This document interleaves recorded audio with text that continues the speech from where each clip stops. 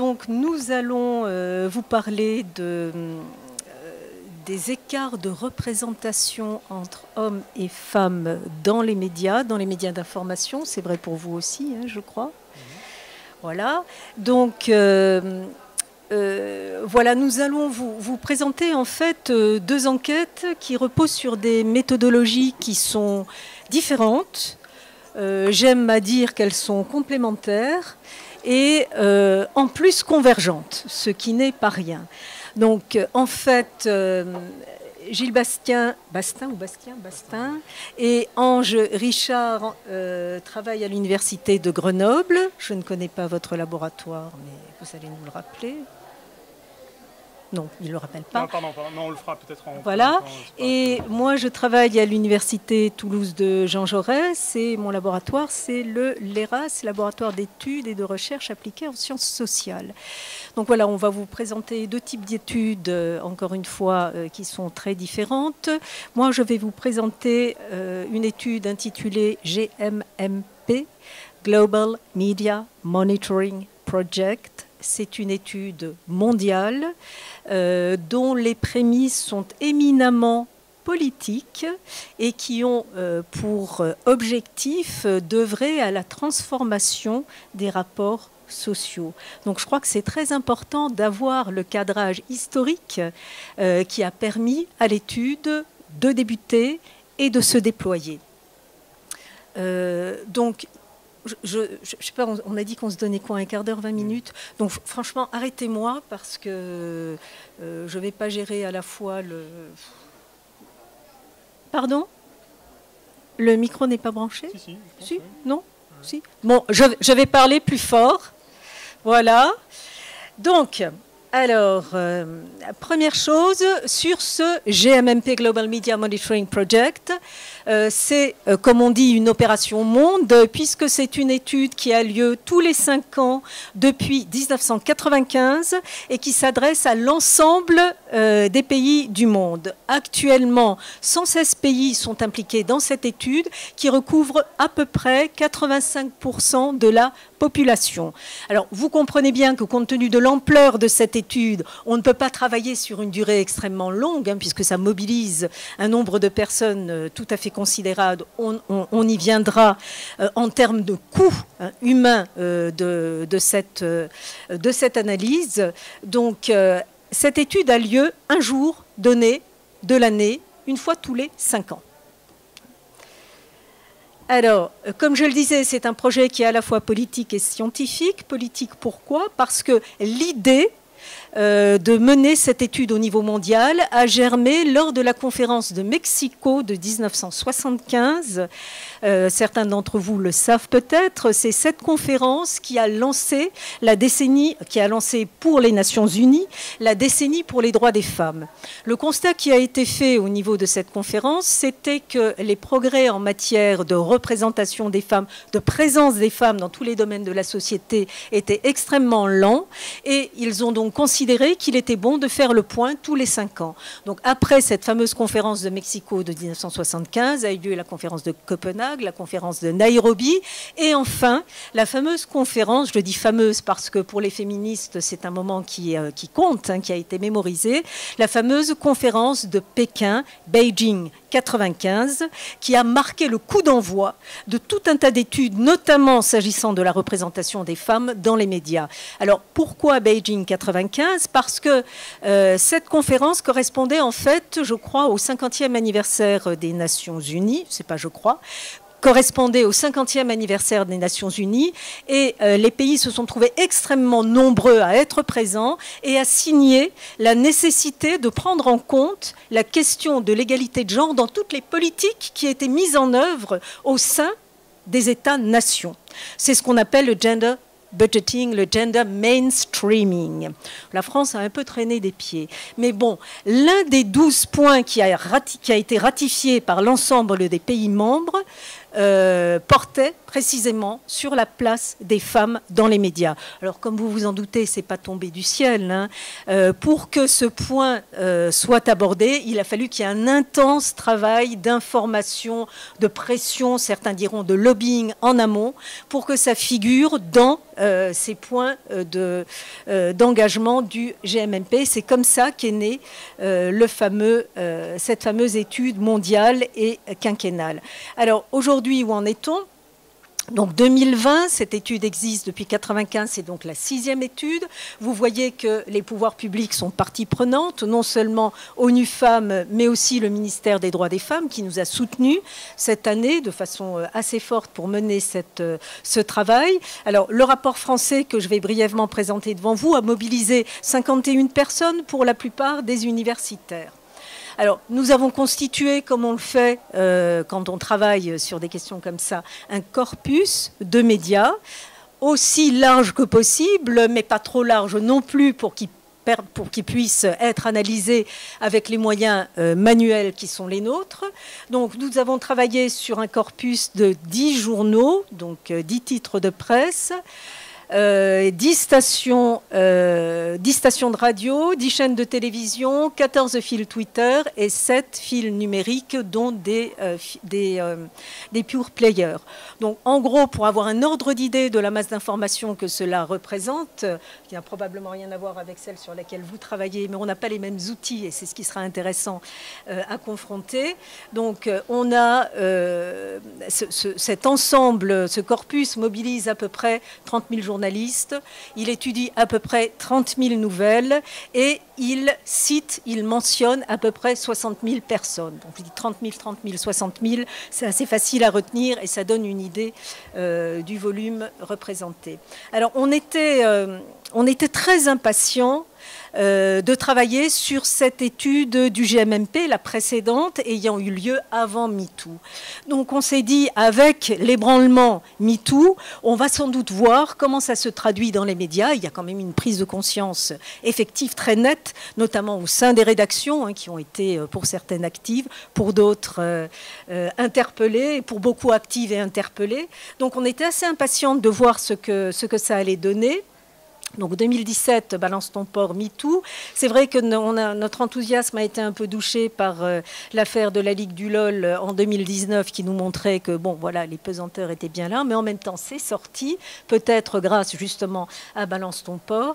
Et le confinement et le Covid de 2020, avec cette fameuse une du Parisien dimanche, il raconte le monde d'après qui a mis précisément en une 4 personnages masculins pour symboliser ce discours de savoir sur le monde d'après.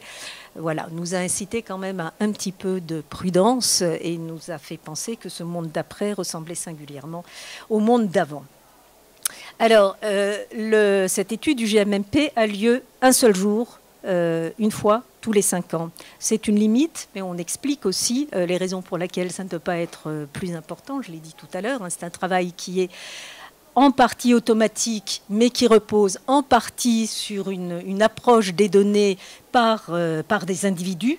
Ça n'est pas automatisé, d'où le fait que ça ne puisse pas se faire très très souvent. Donc 29 septembre, qu'est-ce qui se passe ? Bon, des choses finalement relativement banales. C'est une journée d'information ordinaire. Bon, sur le plan international, débat Trump-Biden, la guerre au Karabakh, sur le plan national, l'interdiction pour les cirques de mobiliser des animaux sauvages, la mise aux enchères de la 5G, évidemment la question du Covid qui occupe absolument tous les médias, et puis un fait divers malheureusement tragique et banal, puisque une jeune fille, Victorine, 18 ans, est trouvée assassinée dans un ruisseau. Donc voilà, c'est vraiment une journée d'information ordinaire, ce qui était précisément ce sur quoi on voulait travailler. On voulait travailler sur la production ordinaire d'informations. La précédente livraison du GMMP avait été perturbée parce qu'il avait vu un événement extraordinaire. On y reviendra éventuellement. Alors, quels sont les 2 chiffres à retenir de cette étude ? Eh bien que dans les médias français, 30% des femmes sont présentes dans les nouvelles, c'est-à-dire que les nouvelles représentent à 70% des individus masculins. Deuxième ratio intéressant, les journalistes sont à 40% des femmes. Donc voilà, on n'est pas à la parité, on s'en approche plus ou moins et de façon erratique, on le verra tout à l'heure. Alors, avec 30% de femmes représentées parmi les sujets d'information, la France est dans la moyenne européenne, ce qui est sans doute un peu rassurant. Elle est en dessous de ce que produisent un certain nombre de pays, comme les États-Unis en particulier. Et on voit là l'intérêt de cette étude du GMMP, qu'elle permet des comparaisons internationales. Alors, la présence des femmes comme source ou sujet de nouvelles ne permet pas de conclure à des progrès linéaires, puisqu'en 2010, elle représentait 27,3% des sujets d'information, chute en 2015, puisqu'on tombe à 24%, et en 2020, nous sommes à près de 30%. Et je crois qu'il est important de garder à l'esprit qu'il n'y a pas de progrès linéaire sur ce plan-là, et que, on le disait tout à l'heure, si on n'est pas constamment en train de pousser cette question de la représentation égalitaire des hommes et des femmes, des personnes issues de la diversité, etc., il n'y a pas de progrès. Alors, les thématiques, quelles sont les thématiques sur lesquelles interviennent les individus, hommes et femmes? Eh bien, ce qu'on observe là aussi, c'est que ces thématiques restent fondamentalement genrées, puisqu'on voit que les thèmes régaliens, politique, économie, en particulier, restent mobilisés essentiellement par les hommes, et que si les femmes, disons, n'atteignent pas, mais disons, progressent vers une plus grande parité, c'est essentiellement à travers des thèmes qui sont liés au care, comme attendez, je me perds dans les chiffres, comme le social, par exemple, et puis un petit peu moins la justice. Donc les thématiques restent fondamentalement genrées. Alors, autre enseignement du GMMP, alors que je trouve extrêmement important, on a vu dans la table ronde tout à l'heure la difficulté qu'avaient les femmes politiques à s'imposer dans l'espace médiatique, et je renvoyais cette spécificité au cas plus général de la difficulté qu'avaient les médias, on pourra en discuter, à donner la parole à des femmes d'autorité. Voilà. Et alors, on le retrouve en particulier à travers la thématique des femmes expertes, puisqu'on se rend compte qu'il n'y a qu'une femme qu'il n'y a un quart de femmes qui sont sollicitées en tant qu'expertes. C'est-à-dire que les 3/4 des experts que l'on voit sur les plateaux, qu'on entend à la radio, qui sont sollicités dans la presse, sont des hommes. Donc la question des expertes a été repérée depuis très longtemps comme étant révélatrice de ces disparités de genre. Il y a un travail qui a été fait là-dessus. On a édité un guide des expertes, mais manifestement, ça peine encore à se traduire dans les chiffres. Même constat pour les femmes porte-parole, par exemple. Donc cette question d'autorité est particulièrement importante. Alors si on passe maintenant du côté des journalistes, on se rend compte qu'avec 40% de journalistes mobilisés ce 29 septembre, la France est 5 points en dessous de la moyenne européenne. C'est-à-dire que les pays d'Europe sont relativement bien placés, moins bien que les États-Unis, encore une fois, mais relativement bien placés. Mais au sein des pays d'Europe, on fait moins bien que la moyenne globale. Donc le journalisme est essentiellement un journalisme masculin, avec toutefois des nuances selon les médias. Et vous voyez que sur les 3 dernières livraisons du GMMP, 2010, 2015, 2020, les médias qui sont le plus gender-friendly ne sont pas toujours les mêmes. Donc il est assez difficile de tirer des conclusions, puisque, comme je vous le dis, on est conditionné par l'actualité du jour. En revanche, ce qu'on voit, c'est que la télévision est plus gender-friendly dans cette dernière livraison du GMMP. Ce n'était pas le cas en 2015 où c'était la presse, et en 2020 où c'était la radio. Donc difficile de tirer des conclusions sur ce point-là. Alors, une information intéressante, parce que ce n'était pas non plus ce qu'on avait trouvé dans la dernière livraison du GMMP. Le sexe de la source est peu corrélé à celui du ou de la journaliste. En d'autres termes, les femmes journalistes n'ont pas tendance à donner davantage la parole aux femmes que les hommes journalistes. Alors là, c'est un ratio qu'il faut interroger parce que dans la précédente édition du GMMP, on montrait au contraire que les femmes journalistes donnaient davantage la parole aux femmes. Et lorsque je discutais avec des journalistes, on m'a dit, et je pense que l'explication est intéressante, que les femmes journalistes étant davantage présentes sur des sujets en lien avec le care, il n'était pas étonnant qu'elles donnent davantage la parole à des femmes comme source d'information, puisqu'elles sont majoritaires dans ce domaine d'intervention. Les nouveaux médias sont comme les anciens s'agissant de la parole donnée aux uns et aux autres, puisque Internet et Twitter ne font pas beaucoup mieux, un peu mieux, mais pas beaucoup mieux que les médias traditionnels, presse, radio, TV. Donc, en conclusion de cette étude, alors, le GMMP produit des tonnes de chiffres. Il y a des tris croisés à peu près dans tous les sens. Donc, je vous enjoins à aller sur le site du GMMP, whomakesthenews.org, où vous aurez l'intégralité de l'étude, à la fois pour la France, pour l'Europe et pour le monde, et vous pourrez évidemment avoir beaucoup plus d'informations que les quelques points sur lesquels j'ai choisi de focaliser cette présentation aujourd'hui. En revanche, ce qui me paraît devoir être mis en avant, c'est que les médias... Encore une fois, petite note en bas de page, on dit les médias, mais on sait très bien que les médias avec ce déterminant défini n'existent pas. On parle bien de médias d'information, hein, on est d'accord. Donc les médias d'information font preuve d'une inertie persistante et préoccupante s'agissant de l'égalité entre femmes et hommes au sein de leur représentation.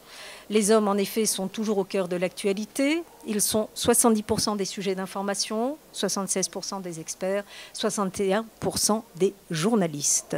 Donc on est vraiment là dans un monde qui est très très fortement masculin, pour le dire simplement.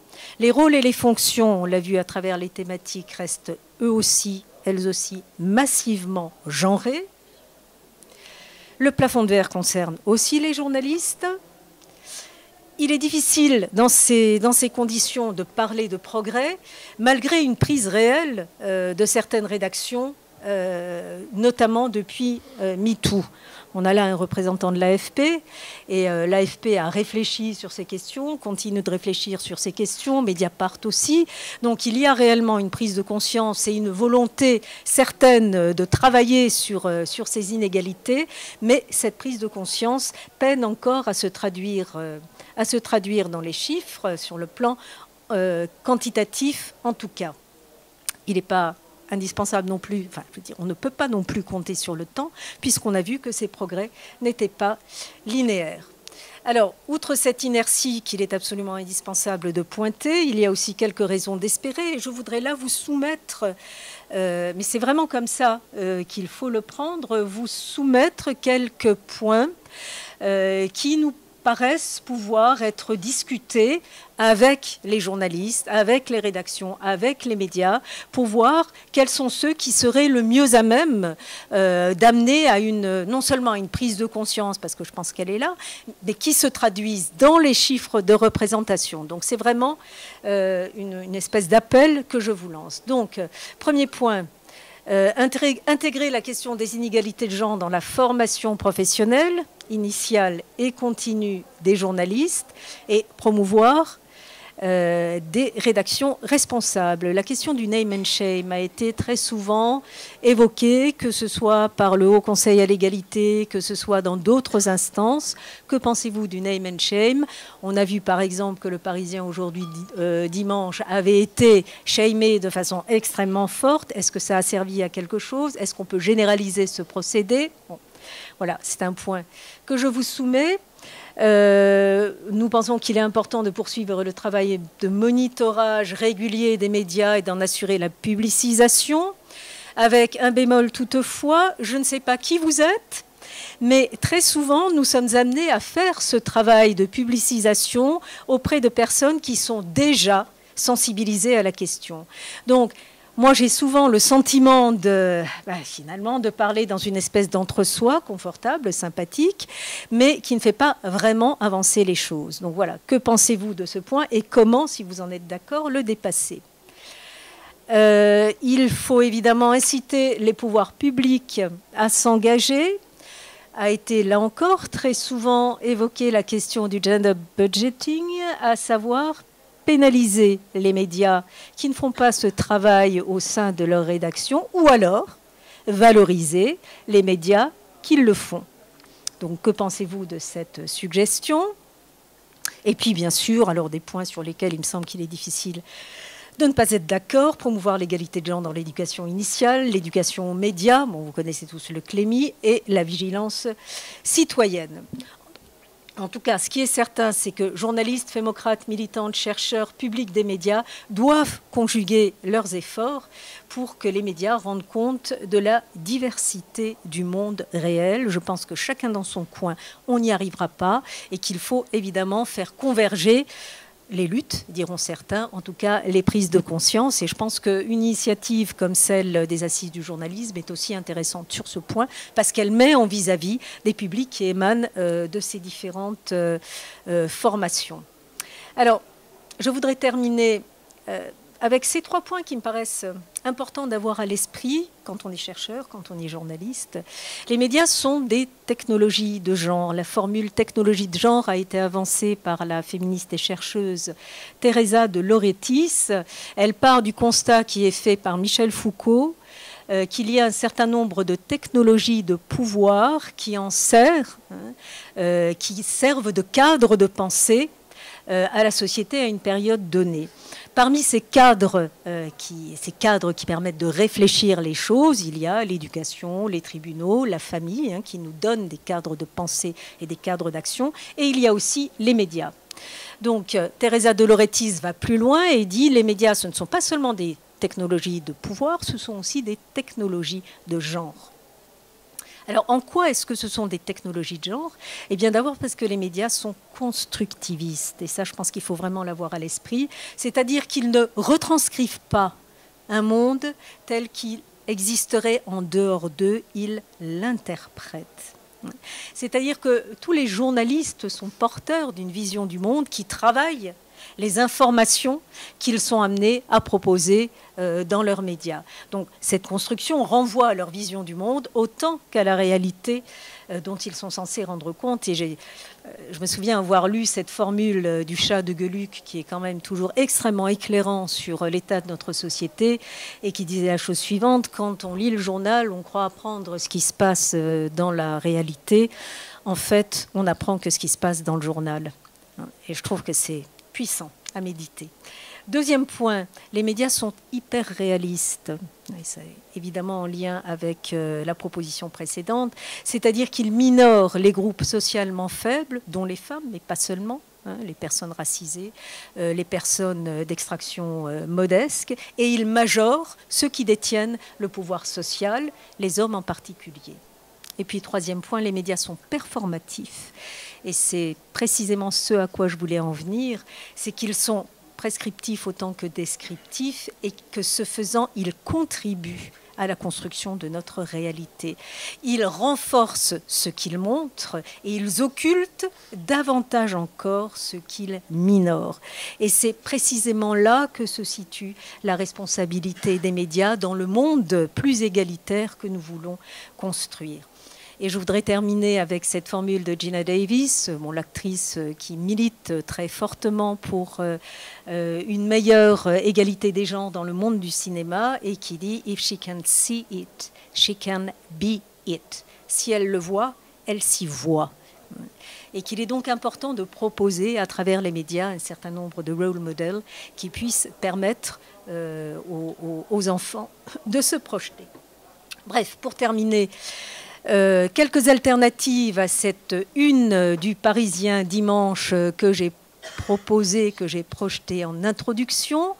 ce monde d'après, et celles et ceux qui le racontent, eh bien, ce peut être des hommes, ce peut être des femmes, ce peut être des hommes âgés, des femmes âgées, des hommes et des femmes racisés, mais ça ne peut en aucun cas n'être que ces hommes qui nous ont été présentés dans cette une du Parisien dimanche. Et je reste radicalement, fondamentalement, alors dois-je dire optimiste, en tout cas combattante et combative sur ces questions-là, parce que je pense que vous détenez, que nous détenons une part du pouvoir et qu'il faut réellement en prendre conscience et utiliser ce pouvoir que vous avez, que nous avons pour faire avancer les choses. Voilà ce que j'avais à vous dire. Merci beaucoup. Merci beaucoup Marlène. Donc, du coup, je fais à la fois le monsieur loyal et je vais... Tu récupères? Ok.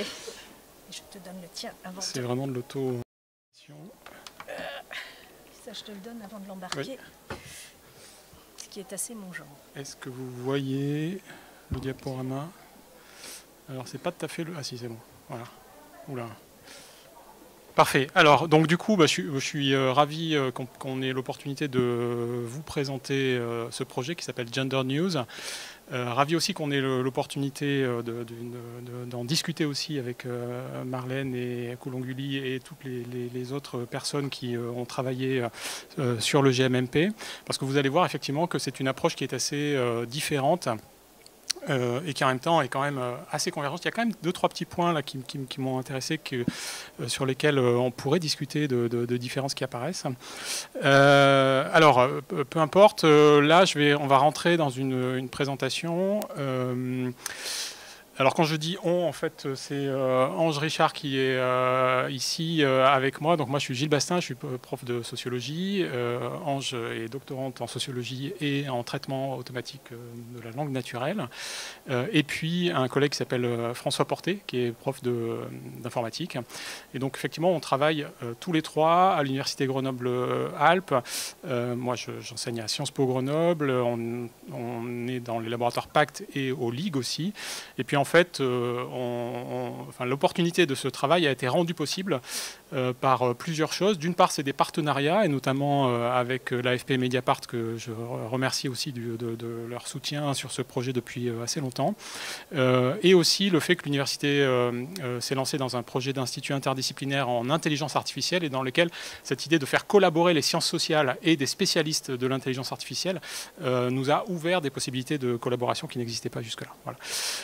Je cite aussi des collègues de Simon Fraser University au Canada, avec qui on a interagi pas mal sur le fonctionnement des algorithmes qui sont derrière Gender News. Ce projet, en fait, il a deux versants. Il y a un versant public, dont on va parler beaucoup aujourd'hui. Je vais parler un petit peu aussi du versant qui n'est pas public, qui est le partenariat qu'on a avec l'AFP et Mediapart, qui commence à produire aussi des données très intéressantes. Mais on voulait surtout vous parler aujourd'hui du site, hein, donc vous avez l'URL qui est là, Gender News, tout simplement parce que ce site a été lancé au mois de mars, qui commence à la fois produire beaucoup de données et puis aussi à être discuté dans l'espace public, donc on en est ravis. Et donc, je crois que je vais laisser Ange vous présenter le fonctionnement du site. On a un petit numéro de duettiste, hein, il va falloir qu'on s'accorde tous les deux.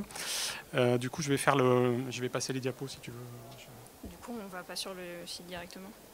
Ah oui, si on peut, pardon, excusez-moi. Site internet, oui, c'est tout à fait, voilà. Donc là, vous êtes sur le site lui-même. On t'entend plus, Gilles, parce que tu parles plus dans le micro. Ok, donc voilà à quoi ça ressemble, Gender News. Du coup, donc, c'est un site, enfin voilà, vous avez du blabla aussi ici pour nous présenter. Et donc, en gros, donc, dans Gender News, on regarde deux choses, les mentions, ce qu'on appelle les mentions, et ce qu'on appelle les citations. Les mentions, du coup, ça va être tous les prénoms des personnes qui sont du coup mentionnées dans les articles de journaux. Et les citations, c'est plus spécifiquement les personnes à qui on donne la parole. Donc je vais revenir un peu plus tard sur comment on regarde méthodologiquement ce que c'est, mais là je vous présente juste le site. Donc la page d'accueil, vous avez ce qu'on appelle le taux de masculinité des mentions et la part des hommes dans les citations des 7 derniers jours. Alors, donc, faut savoir qu'on a commencé à collecter en mars 2021. Mais pour plus de clarté, du coup, on fait les calculs sur les 7 derniers jours. Donc là, par exemple, dans les 7 derniers jours, on a eu 75% d'hommes mentionnés et 77% d'hommes cités. Pour aller un peu plus en profondeur, donc vous avez ici nos 2 mesures. Voilà. Donc, les calculs se font sur 7 journaux de la presse quotidienne nationale, donc qui sont La Croix, Le Figaro, Le Monde, La Libération, Le Parisien, L'Équipe et Les Échos. Alors il y en a certains qu'on a commencé à collecter un peu plus tard, donc par exemple L'Équipe, ça commence en mai 2021. Donc là, cette courbe, vous voyez l'évolution du taux de masculinité des mentions par source depuis mars 2021. Donc le premier constat, c'est que ça ne change pas vraiment. Donc c'est l'agrégation par semaine. Et la ligne que vous voyez là c'est la ligne de parité. Donc clairement, on est encore loin. On peut voir des choses intéressantes. Par exemple, donc, les différences par source. Sans trop de surprise, L'Équipe est bien au-dessus. Voilà, et collecter en fait tous les jours depuis aussi longtemps, ça nous permet aussi de voir des effets super intéressants. Par exemple, ce petit pic là de baisse, un peu, oui, baisse de la masculinité. Hein. Je n'ai pas dit hausse de la part des femmes. En fait, on s'est demandé pourquoi il y avait une baisse assez générale à ce moment-là. En fait, c'est pendant l'été 2021. Et ce qui s'est passé pendant l'été 2021, c'est les Jeux Olympiques. Du coup, à ce moment-là, on parlait beaucoup plus de sport mixte et on parlait beaucoup plus de sport féminin parce qu'on était un peu obligés, puisqu'il y en avait plein. Il faut savoir aussi qu'il y a une grande partie des médailles françaises qui ont été gagnées par des femmes. Donc, on parlait plus de femmes dans le sport et de sport en général, puisque c'était les Jeux Olympiques, d'où voilà, ce pic descendant qui n'a pas duré. Du coup, une fois que les Jeux Olympiques étaient passés, c'est bon, business as usual, on revient aux bonnes habitudes. Donc voilà, du coup, ça c'est la jauge qu'on a vue en page d'accueil. Et puis, on fait aussi des agrégations de catégories. Donc, vous savez que les journaux ont tous des différentes rubriques. Et donc, nous, on les agrège de manière automatique. On prend toutes les rubriques et on les agrège en catégories un peu plus grandes, plus générales, disons-nous. Et on peut voir, du coup, que de manière générale, un peu comme pour le GMMP, on a des catégories très masculinisées comme l'international, la politique, la religion, le sport du coup, et des catégories un peu moins masculinisées, ne dirons pas féminisées non plus, qui sont l'éducation, culture, société. Alors People est plutôt masculine durant cette semaine, mais d'habitude c'est une des catégories les moins masculines. Donc voilà. Un autre truc intéressant pour la catégorie éducation notamment, c'est une catégorie qui soit est très masculinisée, donc à genre 80, 60, enfin voilà, entre 70 et 80% d'hommes, ou alors il y a des semaines où elle sera beaucoup moins masculinisée, donc 50%, 60%, c'est pas non plus... encore une fois, c'est pas non plus une grande avancée, mais en fait, en regardant les données, on s'est rendu compte que quand on parlait de réformes politiques, notamment de l'éducation, etc., ça va beaucoup plus parler d'hommes, puisque hommes politiques, voilà. Et quand on va parler plutôt du public, des écoles, des enseignantes, qui sont pour la plupart des femmes, ça va être beaucoup moins masculin. Donc on voit que l'angle qui est adopté aussi pour parler de sujets similaires est très important dans la représentation. Donc voilà, du coup là vous voyez la même chose pour les citations, où on a commencé un peu plus tardivement à mettre en place, puisque le L'algorithme est un peu plus complexe. Voilà, donc on a un peu la même chose. Et c'est assez intéressant de voir, par exemple, People, il y a 100% d'hommes cités en People durant cette dernière semaine. Donc c'est un peu intéressant aussi de voir, de comparer. En général, il va y avoir plus d'hommes cités que d'hommes mentionnés. Du coup, déjà, les femmes ne sont pas souvent mentionnées, mais en plus, leur donner la parole, c'est encore plus compliqué, apparemment. Ici, vous avez nos données.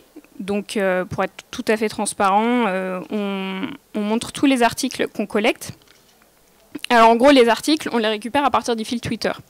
Tous les jours, toutes les nuits, pour être exact, notre algorithme, il va chercher tous les articles qui ont été publiés sur les Twitter des 7 journaux dont j'ai donné le nom, récupère les URL, récupère les textes, fait des traitements du coup pour compter le nombre d'hommes cités, le nombre d'hommes mentionnés, et ensuite du coup les entre dans notre base de données. Donc voilà, vous avez, ça représente à peu près 3000 articles par semaine, et avec des nombres de mots assez différents selon ce qu'on arrive selon ce qu'on peut récupérer, puisqu'on ne récupère que la partie disponible. Donc en gros la partie libre des articles non payants. Donc voilà, et puis si vous voulez récupérer nos données, on est tout à fait disposé à les partager, donc il suffit de nous envoyer des mails, et si ça vous intéresse, voilà. Donc ici on a un petit peu de méthodologie, voilà. Je ne sais pas comment on revient sur... ouais.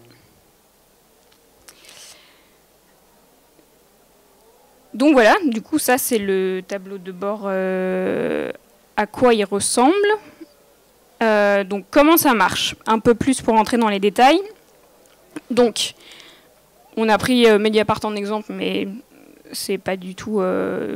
c'est comme un exemple. Du coup, donc, pour ce qui est des mentions, on va récupérer tous les prénoms donc qu'on dit non ambigus, c'est-à-dire, donc en gros, ça va être tous les prénoms qui ne peuvent pas désigner autre chose qu'une personne. Donc on a une très grande base de données de prénoms dont on a fait un tri. Donc par exemple, il n'y aura pas Noël, il n'y aura pas des prénoms comme Chine. Et à chacun de ces prénoms, on leur attribue une probabilité de masculinité. C'est-à-dire, en gros, c'est la probabilité, d'après les données INSEE, que le prénom ait été attribué à un garçon. Donc en gros, c'est entre 0 et 1. Plus le score est vers 1, plus c'est probable que ce soit un garçon. À savoir que la plupart des prénoms sont au-dessus de 0,8 ou en dessous de 0,2. Donc les probabilités, on a très peu de prénoms épicènes, mais on les prend en compte également, puisque du coup, si c'est Sacha par exemple et que la probabilité de 0,4, eh ben, ce sera compté comme 0,4. Et ensuite, du coup, on les agrège dans une probabilité moyenne pour l'article. Pour ce qui est des citations, du coup, on va extraire les citations, à la fois celles entre guillemets, mais aussi les citations indirectes, du genre Madame la Présidente a dit que truc machin. Et on va faire la même chose, on va identifier qui les a dit, donc les auteurs et les autrices des citations, et on va leur attribuer un genre selon un faisceau d'indices un peu plus large, c'est-à-dire s'il y a un métier genré par exemple, s'il y a un titre, s'il y a un pronom aussi, il ou elle, mais seulement donc des indices contenus dans le texte. Donc voilà, du coup ça c'est un peu comment ça marche, et on veut aussi pouvoir regarder certaines variables, du coup, l'effet de certaines variables sur cette probabilité. Du coup, par exemple, en fonction du genre des auteurs et des autrices, en fonction du contexte dans lequel l'article a été écrit, le sujet notamment, etc. Alors du coup, on va passer sur quelques diapos qu'on avait juste mises là, au cas où la connexion ne fonctionne pas. Dire une chose, c'est que l'objectif de ce site, il est évidemment d'objectiver une réalité, Et cette dimension d'objectivation, elle a été centrale pour nous. C'est par exemple aussi la raison qui a fait qu'on a décidé de calculer une masculinité en fait des textes, parce que tout simplement, quand on a commencé à faire les premiers travaux, y compris sur des séries assez longues pour Mediapart ou pour l'AFP, on obtenait une régularité impressionnante en fait, avec des taux de l'ordre de 80% par exemple d'hommes cités. Et donc il nous paraissait que l'enjeu central, c'était de décrire ce fait de structure sociale en fait. Alors comment objectiver, mais comment aussi rendre public, comment rendre aussi performatif en quelque sorte notre mesure. Alors pour ça, évidemment, on fait notre travail académique. Donc si ça vous intéresse, vous pouvez trouver un article, par exemple, académique qui décrit la méthodologie. On essaie de la solidifier au mieux que l'on peut. On intervient aussi un petit peu dans le débat public. Et puis on a décidé de lancer un petit bot sur Twitter. Donc si ça vous intéresse, vous pouvez vous abonner à ce bot qui s'appelle @genderednews. Et tous les lundis matins, autour de 9h à peu près, on a fait une hypothèse sur l'attention des gens à ce moment-là, que j'ai peut-être pas tout à fait vérifié, mais bon. Le bot va publier ce genre de graphe, en fait, qui vous donne le taux de masculinité pour la semaine écoulée. Donc là, vous voyez, c'est celui de la semaine dernière, en fait. Hein. Vous voyez que l'équipe est à 0,80, je sais pas combien, 5 peut-être, je n'arrive pas à lire. Et on a Libération qui est à 0,7. Voilà. Alors, on peut aller plus loin encore dans cette stratégie, on a plein d'idées. Pour l'instant, les médias ne nous ont pas vraiment répondu, on les a informés que tout ça a été en ligne, etc. Mais évidemment, pour nous, c'est très important que le débat s'organise autour de ça. Pourquoi l'équipe est à ce niveau-là, par exemple? C'est une question intéressante. Alors évidemment, on va dire c'est du sport, mais il y a les Échos, c'est de l'économie, c'est pas forcément beaucoup plus féminisé, etc., etc. Donc ça c'est un aspect important évidemment de maintenir un débat public autour de tout ça. Alors si on veut vraiment continuer en fait, on vous dira tout à l'heure ce qu'on va faire avec Gender News, le site public. Et vous allez voir qu'il y a des choses qui vont apparaître dans les mois qui viennent. Mais on voudrait vous montrer quand même aussi un petit peu la richesse des données qu'on peut analyser par cette méthodologie. À partir là, cette fois-ci, de corpus beaucoup plus profonds qu'on a pu travailler donc, dans le cadre du partenariat avec Mediapart et l'AFP, où on a pu accéder en fait à l'ensemble des dépêches ou des articles qui étaient publiés, donc à des textes beaucoup plus longs, avec beaucoup plus de mots, etc. Peut-être la chose la plus frappante, qui est en tout cas la diapo qui marche toujours dans les rédactions quand on la présente, celle-là, d'ailleurs c'est celle que tu as citée Marlène tout à l'heure, c'est les verbes pour dire. Alors je vais laisser Ange en parler. Parce que c'est ma partie, parce que je travaille sur les citations, du coup c'est... du coup voilà, donc ça c'est sur les données de Mediapart, donc sur tous leurs articles depuis 2008 jusqu'à 2021, on s'est dit, est-ce qu'il y a des manières genrées d'introduire les citations, donc juste les verbes qu'on utilise pour dire machin dit que, puisque en général on dit il faut pas dire, donc il y a plein d'autres manières de le lire. Et donc, en faisant des statistiques dessus, on s'est rendu compte qu'effectivement, il y a des manières genrées de dire. Et que, donc, notamment, les femmes ont plus de chances que leurs propos soient introduits par des verbes du style rapporter, décrire, observer, confier. Et quand elles sont plus assertives, elles vont marteler. Par contre, les hommes, du coup, ça va plus être des verbes du genre proposer, inviter, annoncer, avertir, réclamer. Donc, les femmes seraient plus, du coup, du côté du témoignage et les hommes plutôt du côté de l'assertion. Et donc, ça, c'est un exemple d'observation qu'on peut faire des manières dont les biais de genre peuvent s'inscrire même dans les pratiques d'écriture, en fait, des trucs qui sont censés être très instinctifs. Et donc, les outils qu'on utilise, on va pouvoir aller plus loin dans l'exploration de ces différentes. Donc, on va voir si, par exemple, est-ce que la longueur des citations, elle diffère? Est-ce que les femmes ont des citations moins longues ou non? Est-ce que l'agentivité diffère? C'est-à-dire, en gros, on va regarder les pronoms qu'il y a dedans. Est-ce que les femmes, ou alors les hommes plutôt, auraient plus de jeu dans leur citation, les femmes plus de on. Alors, c'est des hypothèses qu'on formule, évidemment. Ensuite, voilà, en fait, on peut penser à plein d'autres trucs, les adjectifs qui sont utilisés pour décrire les femmes. Donc voilà, du coup, c'est des outils super puissants qui nous permettent un peu d'explorer ces différences, surtout dans l'écriture journalistique, quoi. Alors sur les dernières diapos qu'on voudrait vous montrer, en fait, leur objectif, hein, c'est d'essayer de contrer un discours qui est très présent, qui consiste à dire, mais en fait, bon, les médias, certes, mais c'est la société qui, avant tout, est inégalitaire du point de vue du genre, et donc on ne peut pas faire grand-chose, à part attendre que la société évolue. Ici, ça, évidemment, c'est une première réfutation très claire, c'est-à-dire que peut-être que quelquefois, il faut faire un peu de travail pour que les femmes se sentent à l'aise dans des émissions. Tout à l'heure, on a parlé des débats, par exemple. Bon, à Mediapart, ils sont à 50-50 sur À l'air libre parce qu'ils font un énorme travail pour rendre ça pour rendre ça aussi intéressant, inclusif pour les femmes. Voilà.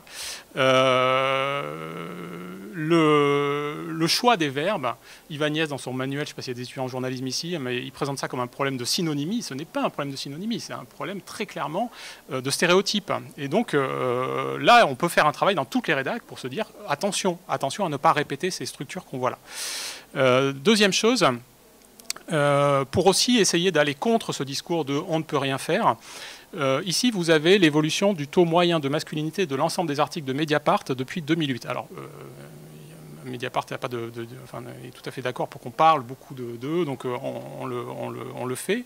Qu'est-ce que vous observez? Vous observez qu'en fait, alors ça a évolué un tout petit peu en 2008 et 2010 en montant et en descendant, puis ensuite il y a un trend croissant régulier. Donc en fait, Mediapart, pendant grosso modo ces 10 premières années d'existence, chaque année produisait des articles de plus en plus masculinisés. Et qu'est-ce qui se passe autour de 2017-2018? Eh bien, tout simplement, ils prennent conscience de ça. Ils vont demander, d'abord, ils vont imposer que, par exemple, les femmes prennent autant la parole dans les conférences de rédaction. Donc, il y a une personne qui est là à la conférence de rédaction qui compte les tours de parole. Et elles vont imposer, d'ailleurs. Et puis, une nomination de Lénaïque Brédoux, etc. Et qu'est-ce qui se passe quand on fait ça? C'est-à-dire quand on a une politique volontariste dans les rédactions, bah, si vous regardez, le taux baisse régulièrement depuis ce moment. Donc là encore, un très bon exemple du fait que ce n'est pas compliqué. Il suffit à un moment de faire quelque chose, en quelque sorte, et le taux va baisser. Alors, il y a d'autres éléments par exemple, ils ont aussi une politique en termes de couverture de l'international qui est assez originale. Ils traitent les mouvements sociaux, par exemple, dans les différents pays et pas que l'actualité institutionnelle, ce qui leur amène beaucoup d'articles, par exemple, avec des mouvements des femmes en Amérique du Sud, des choses comme ça. Hein. Et puis, évidemment, les violences sexistes et sexuelles aussi. Hein. Bon. Alors, si on faisait l'hypothèse intellectuelle que Marlène ne voulait pas faire tout à l'heure, mais faisons-la, que les choses évoluent, continuent d'évoluer dans un sens quand une impulsion a été donnée. Ça veut dire que Mediapart va arriver à la parité autour de 2029, quelque chose comme ça. Ce n'est pas demain, mais ce n'est pas non plus en 2040 ou 2070, comme par exemple, moi je l'ai montré pour le cas de la presse, la PQN, comme Le Monde par exemple, sur la couverture des députés en France, alors que la parité sera à l'Assemblée nationale bien avant 2070. Bon, peu importe. Troisième chose, la question de l'autorat. Alors là, c'est vraiment la question sur laquelle je pense qu'il y aurait à creuser sur la différence, parce que nous, on observe quand même une différence assez importante. C'est-à-dire que globalement, ici, c'est des données Mediapart, on pourrait les discuter, mais franchement, c'est très solide, il y a un très, très grand nombre d'articles. L'ensemble des femmes qui écrivent pour Mediapart, lorsqu'elles écrivent seules, donc lorsque la signature c'est une femme, ou deux femmes, disons que lorsque le taux de masculinité des auteurs est égal à 0, dans ce cas, le taux de masculinité de l'article est à 0,70, on va dire. D'accord? Lorsque il n'y a que des hommes qui signent l'article, il est plutôt à 0,8, d'accord? 0,792. Donc il y a 10 points d'écart. Et cet écart se maintient même si on contrôle la rubrique, par exemple, parce qu'on peut dire, évidemment, il y a plus d'hommes à Mediapart dans les services enquête. Bon.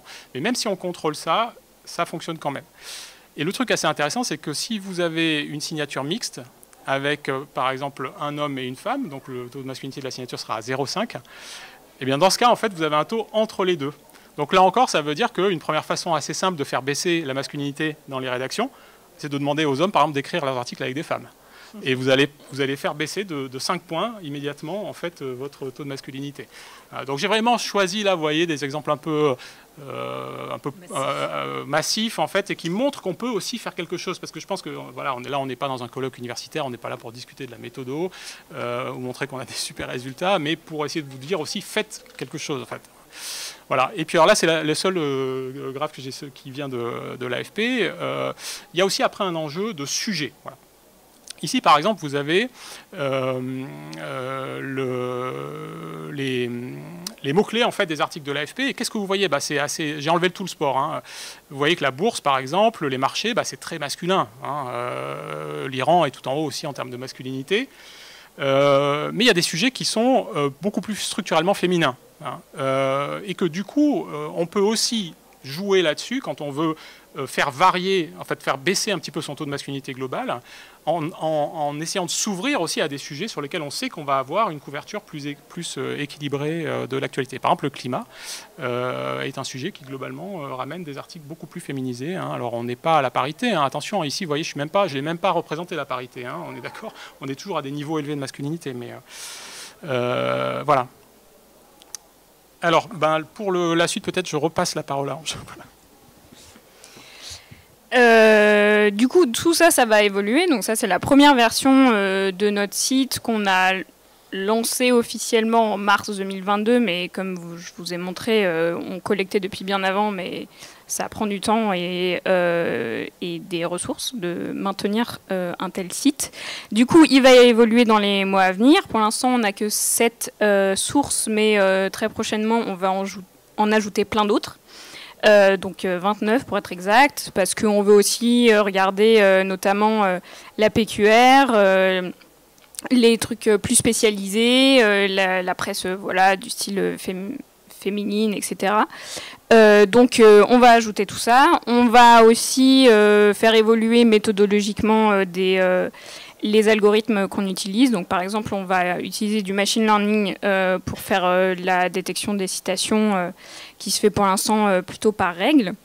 Et puis aussi, en fait, au-delà de montrer ces chiffres et de faire ce travail statistique, on cherche aussi à comprendre en fait les origines de pourquoi ces écarts, etc.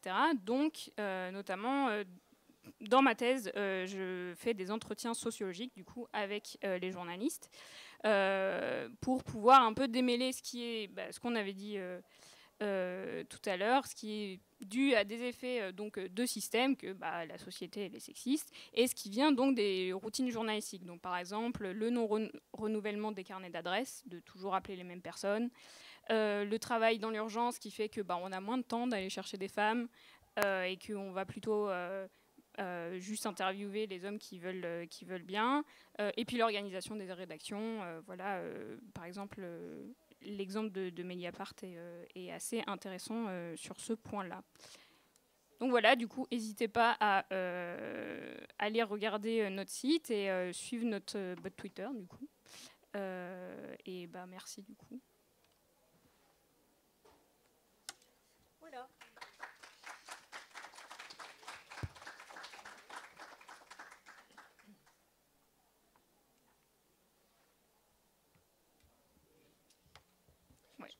Oui, du coup, comme on n'a pas de modérateur, on va modérer nous-mêmes. Donc, si vous avez des questions... Passer le micro. Oui, voilà. Merci beaucoup. Dans les 29 nouvelles sources, est-ce qu'il y aura les médias libres, des médias libres? Il y aura Mediapart dedans, donc je ne sais pas si ça peut être considéré comme un média libre. Alors, nous, la difficulté... On pourrait peut-être avoir en une prendre définition plusieurs. de médias Ah oui, libres. peut-être oui. Au sens de l'Union des médias libres, enfin... ouais. Par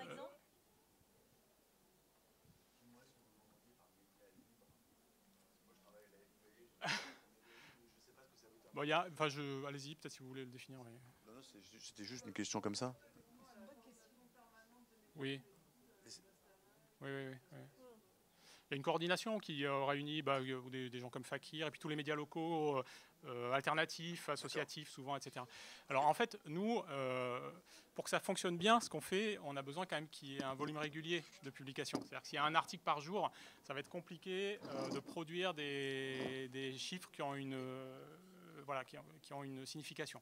Et puis par ailleurs, effectivement, on a aussi besoin, qui est un compte Twitter qui publie régulièrement les nouveaux articles, et deux, que ces articles aient un contenu libre pour le coup. Par exemple, s'il y a un paywall, il faut que quand même il y ait une partie de l'article qui soit explorable. Alors quelquefois, il y a certains médias, par exemple, je ne citerai pas lesquels, mais qui en fait, quand on regarde le code source de la page, il y a tout l'article, mais après il y a un système qui va cacher. Donc nous, on peut avoir tout ce qui est dans le code source, on va réussir à le trouver.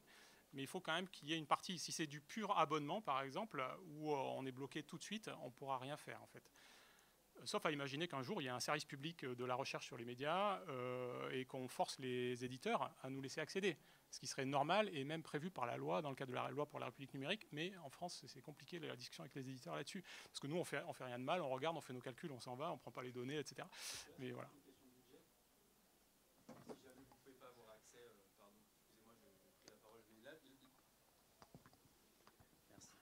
Oui, pardon. Là, c'est juste une question de budget. Le fait que vous n'ayez pas accès aux médias payants, ou c'est un manque de collaboration avec les médias qui ne veulent pas vous donner accès à leur contenu? Il y a des médias payants comme Mediapart et l'AFP qui le font avec nous. Il y en a d'autres qui n'ont pas vu l'intérêt parce qu'on les a sollicités, puis il y en a plein qu'on n'a pas sollicités parce qu'on n'a pas. Enfin, pour nous, c'est un boulot déjà faire ça, quoi. Hein. On se coupe quand même d'une grande partie des contenus éditoriaux, notamment, je pense, aux médias traditionnels, hein, Le Monde, Libération, etc. Si jamais on n'a pas accès à tout ce qu'ils mettent réservé à leurs abonnés, quoi. Alors, je réponds juste sur est-ce que c'est une question de moyens? Pas que. C'est-à-dire que oui, c'est compliqué parce qu'il faudrait payer un abonnement à chaque plateforme. C'est aussi une question de principe. C'est-à-dire que mon université, toutes les universités en France payent ces abonnements. Mais ces abonnements sont faits pour ne pas pouvoir être utilisés de manière un peu systématique. Parce que ça passe par des plateformes sur lesquelles il faut scroller, qu'on va voir que 100 articles par 100 articles, etc. Vous avez compris que nous, on a besoin quand même que très vite, chaque nuit, on ait nos 3000 articles, etc. Bon. Et puis par ailleurs, c'est aussi un problème. Après, si vous commencez à prendre des abonnements, il va falloir que quelqu'un suive, simplement, n'oublie pas de payer l'abonnement, etc. C'est infernal. Donc pour l'instant, on fait comme ça. Après, tous les médias qui sont payants, le site du monde.fr par exemple, il y a des articles gratuits, entièrement gratuits. Mais tous les articles payants ont une partie gratuite. D'accord? En général, 2, 3, on vous a montré la longueur moyenne, en fait, pour certaines sources, c'est 700 mots, par exemple. C'est quand même pas rien. Donc il y a toujours une partie gratuite qu'on arrive à exploiter.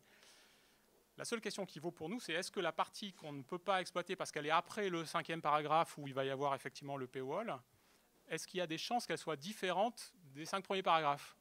Pour nous, non. Voilà. Donc, j'ai envie de dire, même les journaux en général ont tendance à mettre tout ce qui est important pour eux au début.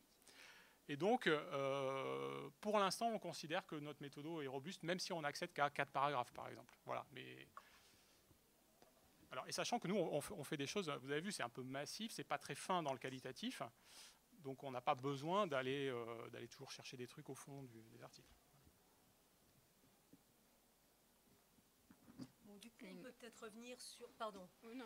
On peut peut-être revenir sur ce qu'on évoquait, enfin la grosse différence qui a été pointée. Bon, alors, vous avez bien compris qu'on n'est pas du tout sur les mêmes bases méthodologiques. Hein. Nous, on est une équipe de plus de 50 chercheurs qui, tous les 5 ans, essayent d'analyser un nombre important de médias. Dans le monde, on multiplie ça par X militants, chercheurs, féministes, etc. Donc voilà, on n'est pas du tout sur les mêmes bases méthodologiques. On n'est pas. Alors les objectifs, je pense qu'on se rencontre dessus, mais à l'origine, on n'est pas non plus sur les mêmes présupposés, puisque nous, c'est vraiment, c'est les Nations Unies, les politiques qui ont poussé à ce que ces études soient faites. Je ne suis pas sûre qu'elles en fassent le meilleur usage possible, hein, ceci étant, mais bon, voilà. En tout cas, l'origine n'est pas la même, et les moyens mobilisés en termes de coûts ne sont pas les mêmes non plus. Je pense que vous, en matière de coûts, vous êtes beaucoup plus rationnel et beaucoup plus économe que nous. On ne pourrait pas faire ça, évidemment, tous les jours. Donc, c'est vrai que globalement, nos résultats sont convergents. Mais alors, c'est intéressant de voir que sur cette question de mise en parallèle du ou de la journaliste qui fabrique l'info et des personnes à qui elle donne la parole, on a des résultats qui sont opposés. Alors nous, on fait ça un jour. Oui. C'est peu. Alors, ça permet évidemment des comparaisons internationales. Ça permet aussi de comparer avec des carottes qui ont été faites 5 ans auparavant. Donc, on a une espèce de périodicité qui politiquement peut être intéressante. Bon, alors je reviendrai après sur la question de sources, etc. Parce que finalement, on peut espérer mobiliser les médias, l'espace public, quand on sort une information toutes les 5 ans, sachant qu'on est parfois soutenu quand même par les pouvoirs publics, etc. Donc on a là une espèce de rencontre qui témoigne des progrès ou non qui sont faits en matière de représentation des genres dans les médias. Donc c'est peut-être, disons, plus facile à entendre que quelque chose qui arrive en flot continu. En tout cas, c'est sûrement complémentaire. Alors, ça ne résout pas la question qu'on a évoquée tout à l'heure sur le fait qu'on a des résultats divergents là-dessus. Mais effectivement, on l'aurait fait le lendemain, peut-être qu'on aurait eu un autre résultat, sachant que 5 ans auparavant, on avait précisément une convergence entre le fait qu'une journaliste soit femme et donne davantage la parole à des femmes. Oui, je pense qu'il faudrait regarder sur l'histoire du fait divers, en fait, parce que là, par exemple, les sujets justice avaient l'air très importants, particulièrement cette année. Oui. Donc sans doute le poids du fait divers a pesé, sans doute que du coup... alors c'est un peu un des paradoxes, c'est que les VSS, par exemple, ou les faits divers sont des sujets très féminisés, mais dans lesquels on a une hyper-stéréotypisation aussi des femmes victimes. Mais en termes de poids des hommes et des femmes, j'imagine que ça a dû jouer. Parce que c'est vrai que nous, on est frappé par la régularité en quelque sorte. C'est-à-dire que du coup, des variations de l'ordre de 5 à 10 points, ça paraît forcément sans doute lié à l'agenda médiatique de la journée. Ouais. Voilà. Après, alors, en termes d'efficacité, après, c'est vrai que le GMMP a une force de frappe considérable parce que le jour où ça sort, tout le monde l'attend et ça c'est vraiment quelque chose de très important. Peut-être que nous on est parti sur une stratégie un peu différente qui est d'installer dans la régularité en fait cette question dans l'espace public, y compris par ces petits tweets comme ça qui arrivent sur les fils des gens régulièrement. Bon, le bot a quoi, 1 mois, je crois qu'il y a 300 abonnés, donc manifestement il y a un petit intérêt pour l'instant. J'espère que ça va grossir. Vous allez nous aider à le faire grossir. Je dois dire que là, c'est pas facile en fait de répondre à cette question-là, mais c'est effectivement une approche sans doute un peu complémentaire. Alors ce sur quoi on travaille aussi maintenant avec des rédactions comme celle de l'AFP ou de Mediapart, c'est d'essayer aussi de réfléchir à dans quelle mesure est-ce que cette approche-là peut permettre de mettre en place des outils de monitorage assez fins qui permettraient par exemple tous les mois de faire un point sur alors la rubrique sport, elle a évolué comment ou de au moins par exemple rendre public dans la rédaction cette histoire des verbes par exemple. Moi je pense que c'est quelque chose que dans les rédactions on devrait communiquer aux journalistes. Paul Ronga, qui avait travaillé pour le Temps en Suisse, avait fait un truc assez amusant parce qu'on sait par ailleurs que les journalistes ne lisent jamais les emails envoyés par leur rédaction en chef pour faire le point sur je sais pas quoi, quand c'est pas dans l'actu on va dire. Et donc lui il avait fait il avait pris un truc en carton avec une carte Arduino, il avait fait une horloge. Et donc dans la salle de rédaction il y avait l'horloge qui indiquait le niveau de masculinité en fait des articles dans la semaine ou le jour, etc. Bon, l'idée, c'est quand même de maintenir le débat vivant. Moi, j'ai fait un travail récemment sur la question de savoir pourquoi les médias n'avaient pas suivi l'augmentation de la part des femmes à l'Assemblée nationale en France. En 90, il y a 90% d'hommes à l'Assemblée nationale et les médias parlent à 100% d'hommes. En 2020, il y a 60% d'hommes à l'Assemblée nationale et les médias parlent à 80% d'hommes. Donc, ils n'ont pas réussi à baisser. Au début, ils baissent et puis après, ils n'arrivent plus à baisser en dessous de 80%. Et en fait, la meilleure explication de ça, c'est le débat public sur la parité. C'est-à-dire qu'autour de 97, on a un vrai débat. Il y a plein d'articles sur la parité. Tout le monde pense à ça. Enfin, tout le monde, non, mais il y a un débat. Non, tout le monde pense pas à ça. Mais il y a un débat qui a disparu. Alors, pour le coup, plus personne ne pense à ces questions-là. Et c'est ça qui maintient, je pense, une certaine pression pour que tout le monde se dise voilà, il faut faire un effort quand même. C'est important. Juste une anecdote à propos. Pardon, je vous laisse. Ouais. Bon. Ah oui, micro. Oui, micro. Ouais, micro. Je pense que sinon, ils nous ont demandé tout à l'heure de... Bon. Oui, merci. Non, je voulais juste réagir à ce que vous disiez tout à l'heure, Marlène Conguli, sur les mesures qu'on pourrait prendre peut-être pour faire progresser. Est-ce que vous pensez, je ne sais pas si c'est passé dans le cinéma, avec le CNC, le Centre national de la cinématographie, qui donc aide à peu près 2/3 des films produits en France. sous la forme de mécanismes de soutien. Et en fait, maintenant, ils abondent les aides qui sont accordées aux films. Ça veut dire qu'on peut avoir quasiment jusqu'au double d'aide de ce qu'il peut y avoir en régime normal, à partir du moment où le film, alors pas dans la représentativité à l'écran, mais en revanche dans le mode de production et dans les personnes qui travaillent sur le film, s'il y a des mesures paritaires qui sont prises et qui ne se limitent pas juste à une parité de façade. Et donc on voit qu'il y a eu vraiment des mesures qui sont très incitatives et qui commencent justement à porter leurs fruits. On sait que les médias, et notamment la presse écrite, sont quand même dépendants beaucoup de la ressource publique, des aides à la presse. Est-ce qu'il n'y a pas une idée à faire germer, quelque chose qui permettrait c'est ce à quoi je pensais en parlant de gender budgeting. Alors il y a deux facettes. Il y a réduire les aides aux médias qui ne sont pas vertueux. Ce qui a été fait pour, par exemple, la menace qui a été faite pour les sites qui ne font plus d'informations, enfin qui font soi-disant de l'information mais sans journalistes. Voilà. Et il y a la version, disons, vertueuse, aider davantage les médias qui. Alors on avait porté cette idée quand je siégeais au Conseil à l'égalité, c'était je crois tout au début en 2013, quand on avait entre autres travaillé sur la loi pour l'égalité réelle. Ça vous rappelle quelque chose, donc qui est passé au début du mandat de François Hollande, une loi qui a été votée le 24 août de façon très symbolique pour dire que voilà, il y avait l'abolition des privilèges n'était pas terminée. Bon. Et on avait donc travaillé sur cette question et on avait pris une volée de bois vert.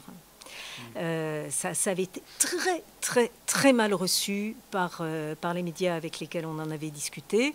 Alors, bon, c'était il y a 10 ans, hein, c'était en 2013, il n'y avait pas eu MeToo, il n'y avait pas eu Balance ton port, etc. Donc, peut-être qu'aujourd'hui, il faudrait revenir là-dessus, sur le modèle que vous évoquez, et qui est évidemment très intéressant. Je pense que là-dessus, il y a une discussion en cours, effectivement. Les éditeurs, les propriétaires des médias, pour l'instant, ne sont pas alignés là-dessus. Au ministère de la Culture, ils y pensent un petit peu. Mais il est possible qu'une des issues de tout ça, ça soit que, par exemple, pour obtenir les aides, il faille produire une espèce de rapport qu'on ferait tous les 2 ou 3 ans, montrant qu'on fait des efforts ou, par exemple, faisant quelques petits calculs, etc. Donc là, il va y avoir un enjeu quand même de réfléchir un peu à une méthodologie qui fasse que... bon. Par ailleurs, cette question de la conditionnalité des aides à la presse, enfin de l'inconditionnalité des aides à la presse en France plutôt, je pense qu'il y a aussi d'autres choses qu'il faudrait mettre dans le panier de la conditionnalité. Par exemple, le fait d'employer des journalistes professionnels, par exemple le fait d'employer des anciens d'écoles de journalisme, etc. Mais ça fait partie des choses qui effectivement sont un peu sur la table aujourd'hui, de savoir si ce type de critères doivent être adoptés.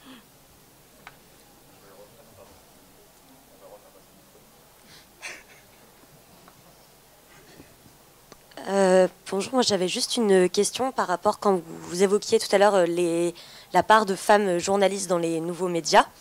Est-ce qu'il y a des différences entre les nouveaux médias, parce qu'on a notamment beaucoup parlé du podcast qui s'était créé en grande partie par des femmes, pour des femmes, etc., en laissant peut-être les scandales de côté, je pense notamment à Nouvelles Écoutes ou à Louis Média.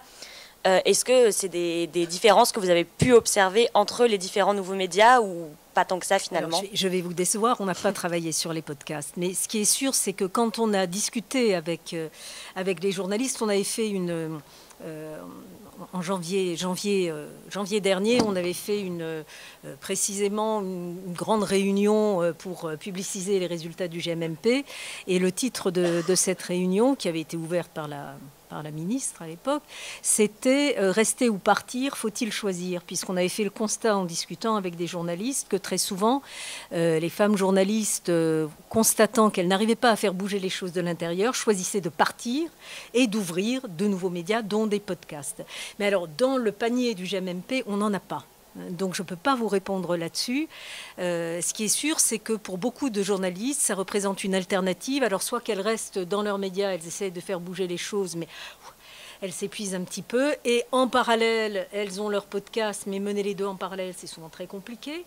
Ou alors, elles choisissent d'abandonner, mais il faut en avoir les moyens financiers aussi, et de travailler sur la base de podcasts, etc. Mais voilà, concrètement, je ne peux pas vous répondre là-dessus. En revanche, il y a une chercheuse qui travaille sur ces questions en particulier, et je pourrais vous donner ses coordonnées si vous voulez, vous poserez la question. Il y a une question là. C'était juste 2 minutes. On parlait de l'AFP, on a parlé pas mal de l'AFP. C'est vrai que nous, on a travaillé d'abord avec Madame Coulonguli pendant 3 ans. Dans la foulée, enfin on en a parlé tout à l'heure, mais dans la foulée de la volonté de Michel Léridon, qui était à l'époque notre directrice de l'info. Donc c'était 2018, 2019, 2020, c'est ça, si je ne me trompe pas. Je crois que c'est ça. Et puis après, maintenant, on travaille un peu avec l'équipe de Gilles Bastin. Mais tout à l'heure, vous parliez du volontarisme. C'est sûr que les choses ne se règlent pas toutes seules. Alors bon, c'est pas forcément des initiatives révolutionnaires, mais c'est vrai que dans la suite de vos rapports, on avait décidé de mener quelques actions. Donc il y en avait 3, j'en rajouterai une 4e. Il y avait donné de nouvelles consignes rédactionnelles, même si les journalistes ne les lisent pas toujours, sur tout ce qui était justement les violences faites aux femmes, les violences sexuelles et pas seulement, parce que ça ne se limite pas à ça. Il y avait aussi de la formation. Donc on a, tout à l'heure vous vous demandiez, je ne suis pas intervenu, mais c'est vrai qu'on a lancé des formations en interne sur les femmes dans les contenus. Et on espère que justement quand l'équipe de Gilles Bastin fera des mesures, ça permettra d'améliorer un peu les choses, à la fois au niveau des journalistes, puis aussi au niveau des responsables rédactionnels. Et puis, il y a un 3e sujet que je suis en train d'oublier, évidemment. C'est toujours comme ça. Bon, ben voilà, j'ai perdu le fil. Sur les experts. Oui, alors, les experts, en fait, on a à un moment donné pensé à travailler avec justement le site qui existe. Mais en fait, on veut justement inciter les journalistes à pas forcément se reposer sur un site qui existe. Donc on préfère essayer de développer notre propre base de données. C'est pas pour, enfin c'est pas exclusif, hein, parce qu'on n'empêche pas les journalistes de l'AFP d'aller piocher, on va dire, sur le site des experts, puisqu'il est ouvert. Mais on veut les sensibiliser au fait d'avoir leur propre base de données et de la développer. Donc voilà. Donc tout ça, c'est pas, encore une fois, c'est pas forcément révolutionnaire, mais ça permet. Et puis il y a aussi, là c'était le 4e point, c'est qu'on discute, on essaie de voir ce qu'on peut faire pour avoir justement ce monitoring. Parce que s'il n'y a pas, comme vous disiez, la pression régulière, les choses elles ont tendance à se perdre un petit peu. Donc il faut absolument qu'on maintienne ça, déjà pour voir où on en est, et aussi, encore une fois, pour maintenir la pression et pour essayer de... Parce que de toute façon, même si on passe de 70 ou de 75 à 70, c'est pas suffisant. Donc ça veut dire qu'il faudra continuer à le faire pendant des années. En espérant que les progrès soient linéaires, ce dont je ne suis pas convaincue. C'est une hypothèse optimiste, non, parce qu'on voyait dans les calculs qui nous avaient été présentés que si les progrès étaient linéaires, il y aurait plus de plus en plus de femmes qui. Mais ce que l'histoire nous montre, c'est que les progrès sont erratiques et qu'on ne peut pas justement s'appuyer sur ce genre d'hypothèse, ou alors à condition effectivement de maintenir une pression constante pour publiciser cette question de l'égalité de genre dans les médias. Il y avait une question.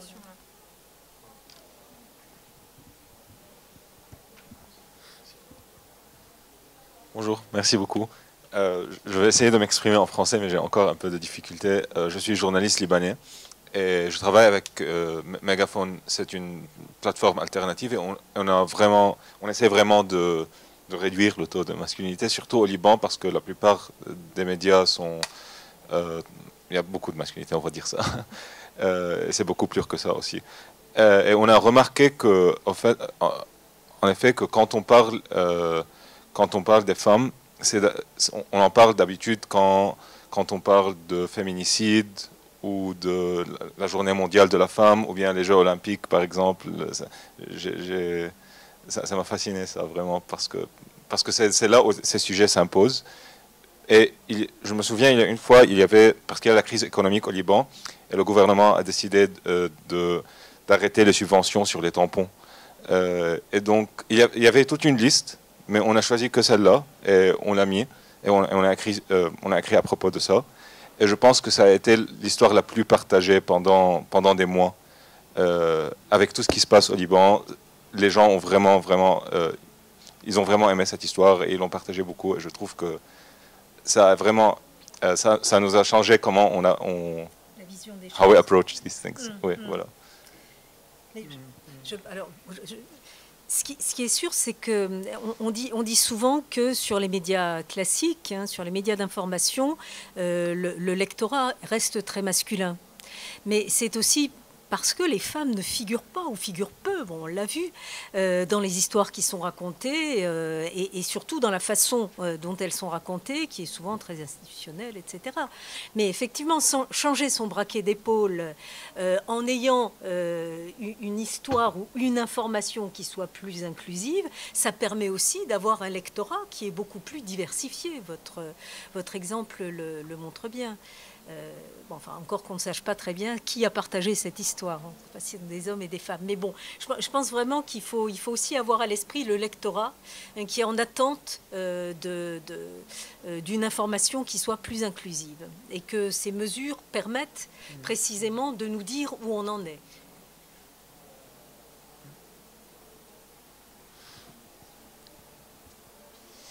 Merci. Jusque-là, on a beaucoup parlé de la présence et la représentation des femmes dans les médias. Est-ce que vous savez s'il y a des études qui existent sur la représentation des personnes non-binaires ou queer dans ce domaine-là? Bon, je peux répondre très rapidement. Nous, dans le corpus du MMP qu'on a eu, il n'y avait rien.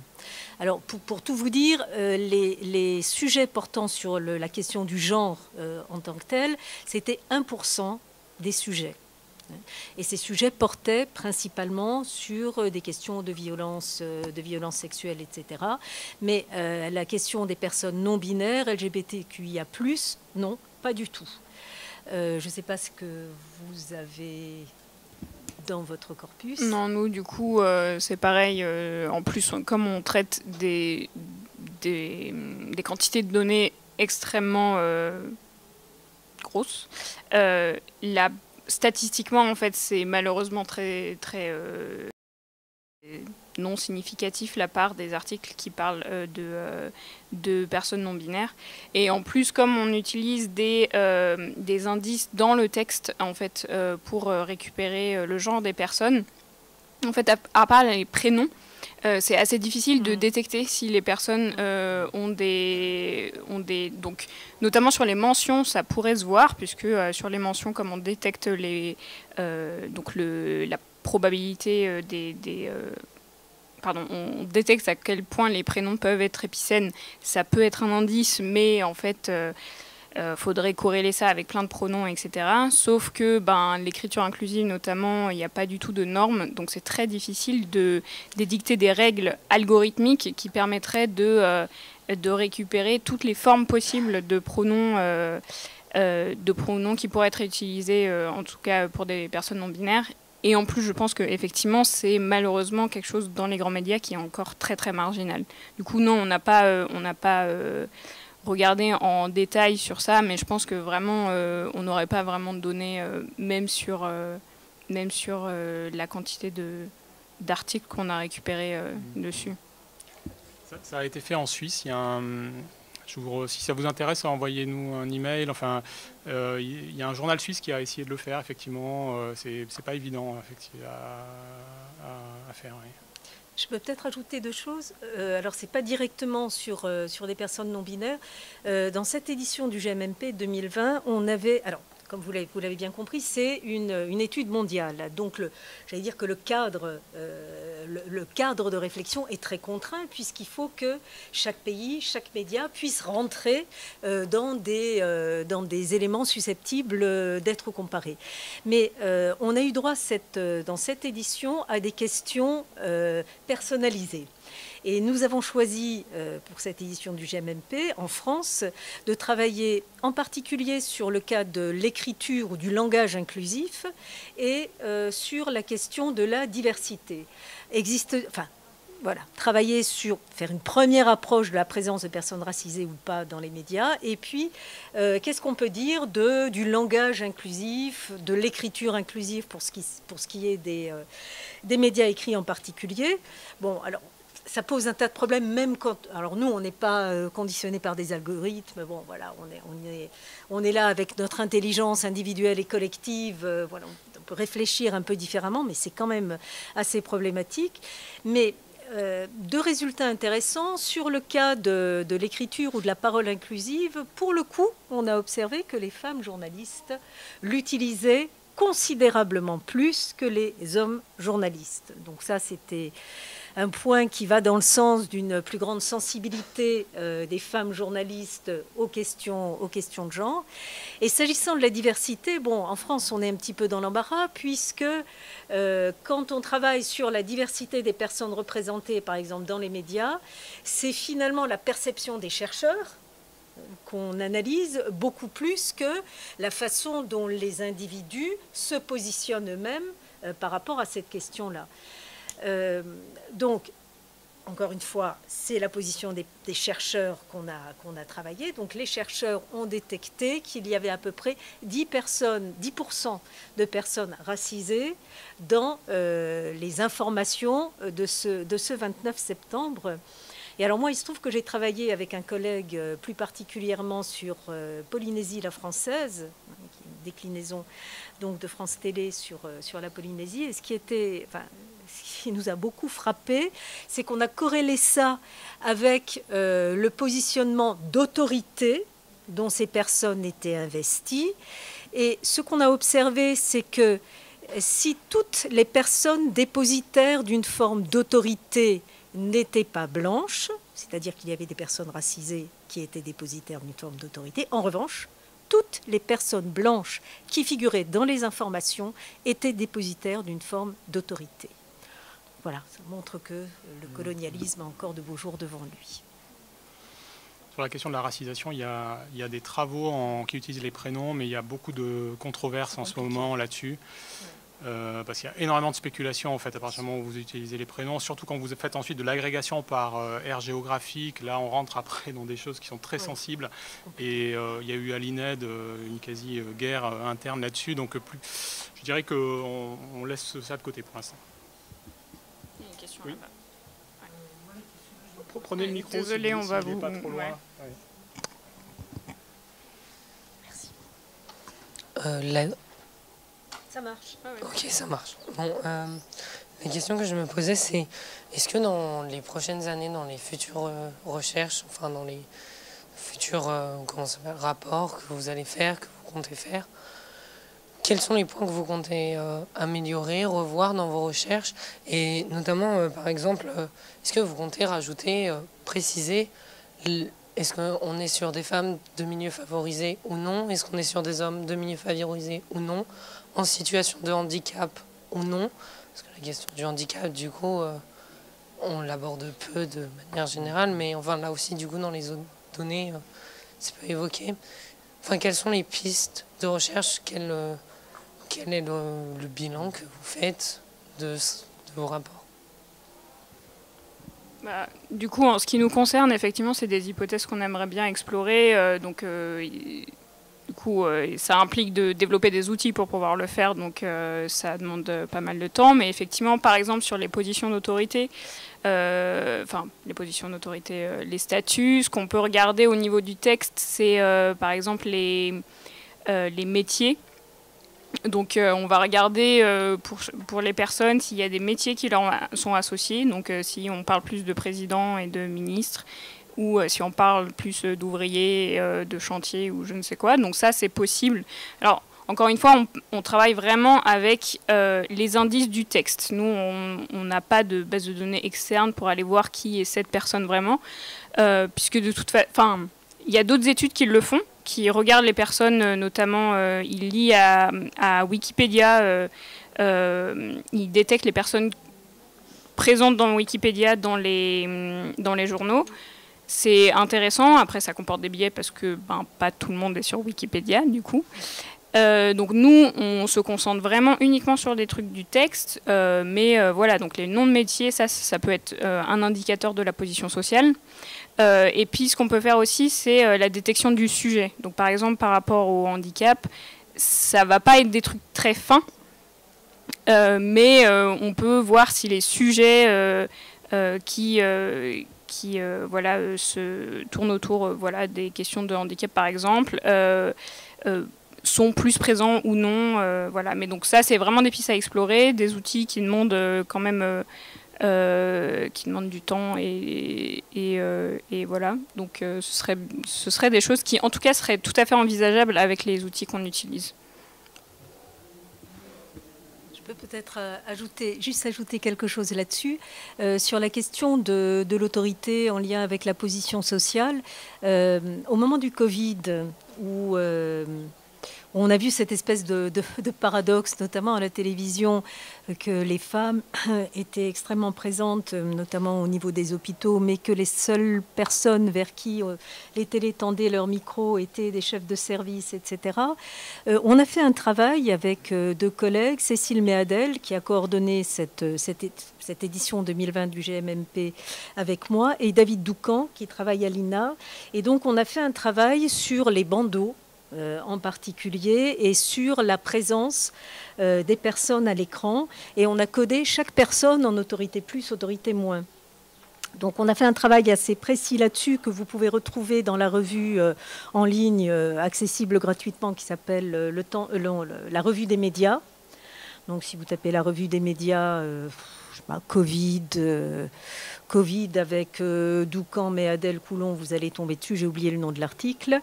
Oh là là, je croyais que je l'avais.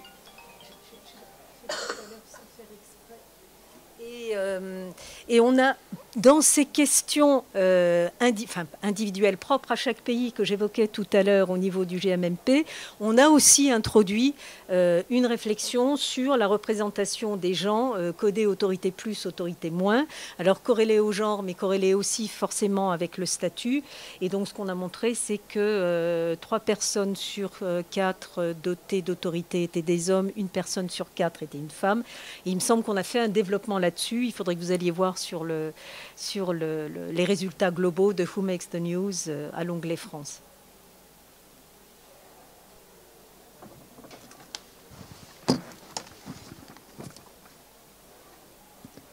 Merci. Je vais aussi essayer de m'exprimer en français. Merci pour vos présentations, merci pour le travail que vous faites, c'est très important et impressionnant. J'ai une question un peu personnelle, j'espère que c'est pas grave. Sachant que la situation n'est pas bonne, sachant qu'il y a des grandes inégalités entre les femmes et les hommes aujourd'hui, et vous travaillez avec ces chiffres tout le temps, comment vous faites pour rester optimiste, garder l'espoir que ça va s'améliorer? En ce qui me concerne, je pense la fougue de la jeunesse. Je suis encore optimiste parce que j'ai que ça. Mais ouais, c'est un peu déprimant, hein. On va pas cacher non plus. Moi, je dirais qu'après, on est un peu payé pour faire ça. C'est-à-dire que, comme quand vous allez chez le psy, forcément, il est un réceptacle de plein de choses. Un sociologue, c'est quelqu'un qui, tous les jours, voit des structures sociales qui ne bougent pas, voir l'inégalité qui progresse. Voilà, moi, je vous assure que le jour où mon ordinateur a affiché, je crois que c'était sur l'AFP, mais c'est pareil pour tous les médias, en fait, hein, sur une chronologie sur 5 ans, et que j'ai vu le taux de masculinité constant à 0,8, moi, naïvement, je me disais ça va varier parce qu'il y a des jours où on va parler de plein de femmes et d'autres où on va... Et la constante. Et en fait, voilà, Émile Durkheim disait dans une société, il y a des choses régulières. Les normes, elles sont dans les choses régulières. Donc effectivement, si on n'aime pas ça et que il faut faire... parce qu'on fait ce qu'on vient là, par exemple, et on essaie de trouver dans toutes nos données le truc à montrer pour dire si on peut changer les choses. Par exemple, voilà, changer les verbes introductifs de vos citations. Ça, c'est pas compliqué, faites-le. Mais on sait que ça va pas bouger énormément. Après, c'est comme ça, on documente l'inégalité de nos sociétés. Hein. Bon, moi, j'ai parfois envie de me tirer 2 balles. Hein. Ça, je vous le dis vraiment, mais ça fait très très longtemps que je travaille là-dessus. Et je pense très souvent à cette formule, alors je ne sais plus si c'est Gramsci ou quelqu'un d'autre qui disait ça, le pessimisme du réalisme n'empêche pas l'optimisme de la volonté. Bon, alors voilà, je m'y tiens, et puis on essaye de continuer d'avancer avec des jours. Merci. Et puis en fait, on rencontre aussi des gens formidables quand même en faisant ça. Moi, je trouve que c'est génial quand vous rencontrez des journalistes qui... alors vous en rencontrez qui s'en fichent complètement, et puis vous voyez bien que c'est pas ça qui va... Albert Londres, et donc bon. Et puis vous rencontrez des gens formidables qui ont envie de faire des choses, donc ça c'est super en fait. Voilà.